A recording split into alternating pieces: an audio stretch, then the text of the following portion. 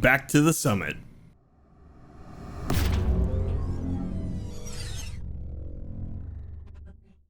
All right, Summit Point was kind to us again, but it was also very treacherous. Our I rating did not end up moving all that much, despite some stuff we're going to talk about later. It went from a 1349 up to a 1361, so yeah, big moving. Our safety rating did change quite a bit in the right direction. Went from an A 2.07 to an A 3.19. It was really a lot closer to an A 1.01 at the start, because I had done some Formula V races after I made the last video, but before I started this week. So yeah, it got a lot closer to B license there. I thought for sure the first day it was gonna drop to that, but no, we went up and up and up. So yeah, Summit Point. Whew. How to start this video off? So things went well. Things went really well. It took a while to kind of find my footing. Our time started out at a 110, 168. And I was able to manage to get that down to a 108, 009 during a race, and we even cracked the 107s in practice a few times. The best which we got was a 107 903. Very proud of that. Wish I could have gotten a little closer to getting that a little bit more consistently, but hey, I'll take what we got, because what we got is pretty good. Now, I did well in most of the Fanatec GT3 fixed shorter races, the 20-minute races that we did. I did pretty well in quite a few of those, unless something went really wonky early on. Things, like I said, they went well. However, during our VRS races, something inevitably towards the end would go kind of sideways. Case in point, on this race here, I think we were doing quite well for a while. I can't remember if we were up in like third or what position we were in, but it felt like maybe I was running out of grip at one point, and sure enough, as soon as I say those words aloud, I end up hitting the runoff on the last corner on Summit Point. Then I think I could take a little banking to maybe get the car back down to the track in the direction that I want it to go, but nope, we pop over the hill a little bit there. I feel like I dodged the trees, but I honestly don't think you can actually hit them. And then I popped the car back down, and oh no, we rolled onto our roof. Well, can't do much there but tow the car. Wow, it's only a 30-second tow. So we sit there for the 30 seconds and, you know, let's see how much damage that did to the car. What? It's none?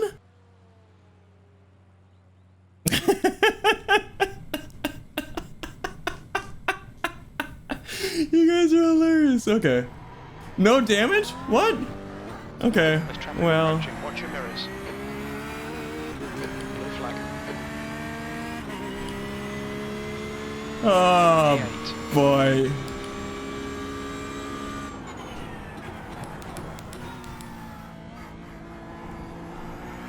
No damage at all, though. This is lucky day, lucky day. So I go back out, somehow still manage. Like, I'm a lap down from everybody that's ahead of me at this point, and yeah, we end up finishing 8th in that race, by some miracle of miracles.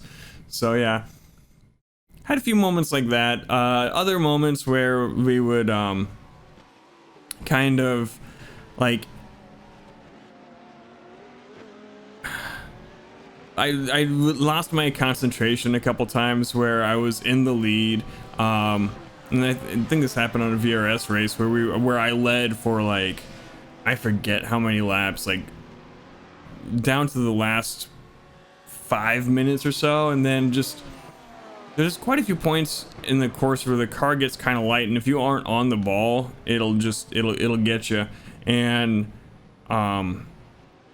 and just forgot to get the car settled down and hit the brakes, and just nothing was happening. So that cost me a win there that I think I could have had during the VRS race, but it is what it is. We just didn't do as well during that series this week, but despite that, was able to get 3 wins in the Fanatec GT3 series. I think that is the most wins I have had in any given week. This course, something about it just kind of clicks with me, apparently. I used to really not like this course back when I was doing it in advanced Mazdas, and now it's still bumpy. I still like it better in the TCRs than I think I do with the GT3 cars, but I think I've just kind of, like I said, something's clicked with it in my brain, and I seem to do well here. The 108s we were able to do with some consistency. That's not fast enough. The fast guys were doing 107s, and the really fast guys were doing 106s. You know, it's just you know, we've got a ways to go. That's all. You know, with those 3 wins, like I said, super duper happy. We did, on the last day, we got one of those last wins, was one of the last days we raced there, but like by the end of that day, I think I was just kind of a little off my game on our last race. That day after the win, I had there was a guy who ended up parked sideways on the road, and we kind of hit him because we couldn't really control we were going up over the hill, and the car was super light, and I tried to turn out of the way, but there wasn't enough traction to be had. And then in a later race, something similar was happening, so we just decided to take the rallycross line in order to make it out of that, and we did. It worked, and I was pretty happy with that. A crash avoidance, since I had gotten demolished there, and then we also tried a TCR race at Spa where something very similar had happened. So yeah, pretty happy with that.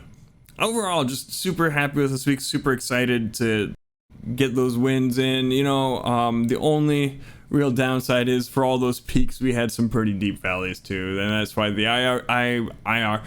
I rating did not change all that much, but you know, it's the journey. Because of that, we placed in the Fanatec GT3 Challenge Series 47th overall in our 47th for the week in our division, with an average start of 3rd and an average finish of 5th, which I will say is very respectable. Overall in that series, we are currently placed 32 with an average start of 6th and an average finish of 8th. Super duper happy with those results. And then in the VRS GT Sprint series, we did, like I said, not fare so well. I placed 151st this week. Quite the stark contrast between the GT3 challenge. I didn't have, for whatever reason, after about the 30-minute mark, I would start to make more mistakes than I ought to have. But our average start was 8th and our average finish was 14th.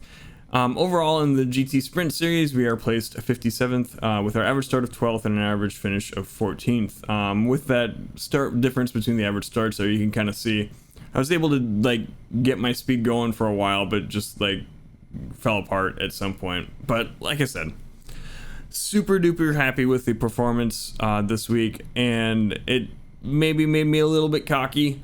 There's not much of a maybe there. It did. But I guess I don't know what the takeaway is, other than Summit Point makes sense in my head. It really helps when you have practice to track and kind of know it well enough to wheel around it fast. Next week takes us to Charlotte Roval, another track that I know somewhat well. I don't think I know it quite as well as the Summit Point, but I know it at least. So I'm cautiously optimistic about next week. We've worked our way up into some higher splits, so the competition will be a little bit more difficult. Maybe, we'll see. And that's exciting. The following 2 weeks are at Interlagos and then I believe Montreal two tracks that I'm not super familiar with. So it's going to be kind of like the end of last season, where the last couple weeks I don't know the tracks, and we'll see how that works out. I'm not super excited about finishing up on tracks I don't know. I kind of wish that, you know, the last week could have been some point where I know the track and can, dare I say it, kick a little bit of butt. But yeah, you know what to do. If you like hearing about our progress through learning how to do this iRacing thing, click down below, hit that subscribe button. If you enjoyed the video, the thumbs up button is a good way to show it. It helps YouTube know to show this video to other people. If you didn't like it, hit the thumbs down, and as always, we'll see you next time. Bye.